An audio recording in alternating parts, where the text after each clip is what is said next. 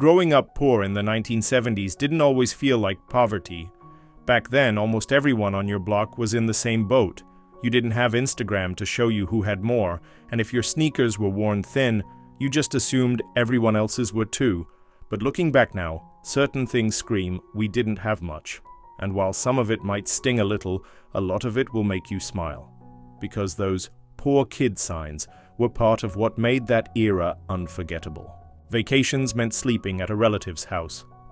If you ever said, "We're going on vacation," and what you meant was going to stay with your Aunt Louise in another city, you know the drill. Real vacations, hotels, resorts, theme parks, were a fantasy. You packed bologna sandwiches in a cooler, loaded into a station wagon with no AC, and hoped someone had room on their floor. You might have visited a cousin in Ohio or a grandma in Mississippi, but wherever it was, the main activity was sitting around, talking. If you got to go to the local zoo or lake, that was a major bonus. Disney? That wasn't even a dream, it was a myth. And that trusty old car that got you there? Oh, let's talk about that. The family car was a beater with character. Your car had rust spots, a cracked dashboard, and a mysterious rattle that no one ever fixed. If it started, it was good enough. Some families had to pour water into the radiator before every drive. Others had to push start it when it stalled in the driveway. Air conditioning? Nope. Power windows? Forget it. You rolled that window down with a crank and prayed it wouldn't stick halfway, but it had bench seats and no seatbelt rules, so every kid piled in sitting, lying down, or kneeling on the seat facing backward. That same car would take you to another common spot for low-income families. The laundromat was a weekly outing.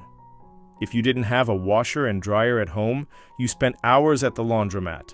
Your mom hauled big baskets of clothes while you and your siblings tried to keep busy.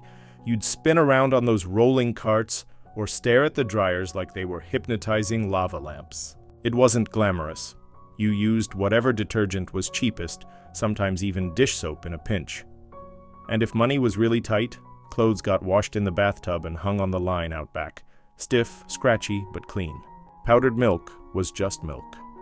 If you walked into the kitchen hoping for a cold glass of milk and found that familiar plastic pitcher with a chalky white liquid in it, you knew what was up. Powdered milk wasn't something you wanted to drink.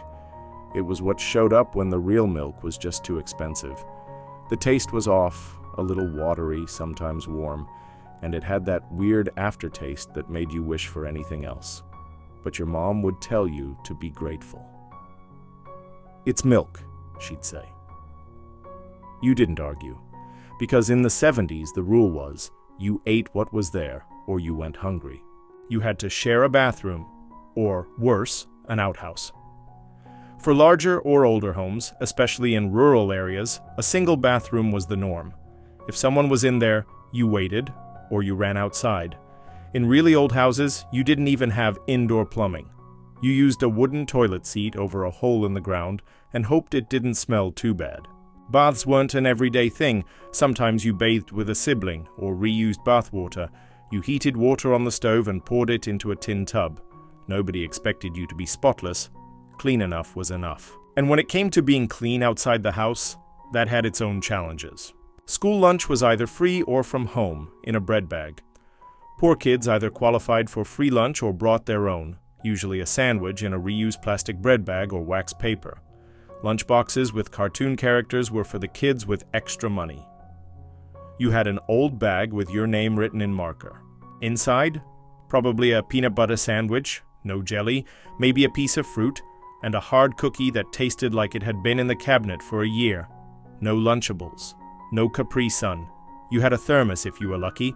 Otherwise, you drank from the fountain and hoped it wasn't warm.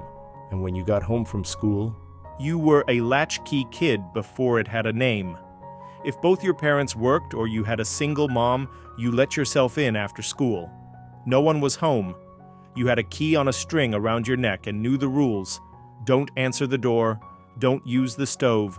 Don't make a mess. You watched TV, ate whatever was in the cabinet, and waited until an adult came home. Nobody called it childcare. It was just how it was. You learned independence fast, and if you had siblings, you kept each other in line. Or at least tried to. That big brick of government cheese. This wasn't cheese like you see today, all shredded in resealable bags with fancy names like Italian blend. No, this was a thick, heavy orange block wrapped in plain cardboard. It didn't melt right, it left a grease stain on your bread, and yet, somehow, it made the best grilled cheese sandwiches if you fried them in enough margarine. Families on food stamps or part of government food programs knew this cheese like an old friend. It showed up in casseroles, mac and cheese, sandwiches, and those weird cheese and cracker snacks you threw together after school. You didn't ask for cheddar, Colby, or American. It was just cheese. And you'd likely be eating it while wearing clothes that told another story. Hand-me-downs that never quite fit right. Poor kids didn't get new clothes each school year. You wore what still fit, or kinda fit, and when it didn't, someone got creative. Your jeans had iron-on patches over the knees, your shirts were faded from too many washes, and every button seemed to have been replaced at least once. Most of your wardrobe came from older siblings or cousins. Sometimes the names on the inside tags were crossed out and rewritten in Sharpie. If you were really lucky, you'd get a cousin who had decent taste. If not, you wore that itchy sweater with the strange color pattern that looked like a couch from a dentist's waiting room. You knew the sound of the lights getting shut off. If the power or phone was ever cut off even once, you remember that feeling.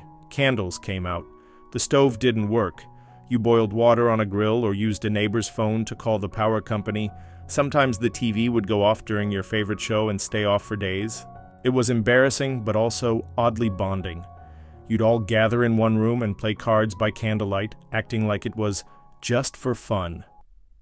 Deep down, you knew the real reason, but you made the best of it. Being poor in the 1970s wasn't flashy. It wasn't comfortable. But it taught lessons that stuck for life: how to be resourceful, how to make something out of nothing, and how to find joy without needing much. So if you remember warming up by the oven in winter because the heater didn't work, or eating mayonnaise sandwiches when the fridge was empty, or riding a bike with one pedal because it was all you had, then you know what it meant to grow up with less. And strangely enough, you might just miss a little bit of it. If this brought back memories for you or gave you a new perspective on those days, don't forget to hit that subscribe button. We've got more stories to share, and trust me, you won't want to miss the next one.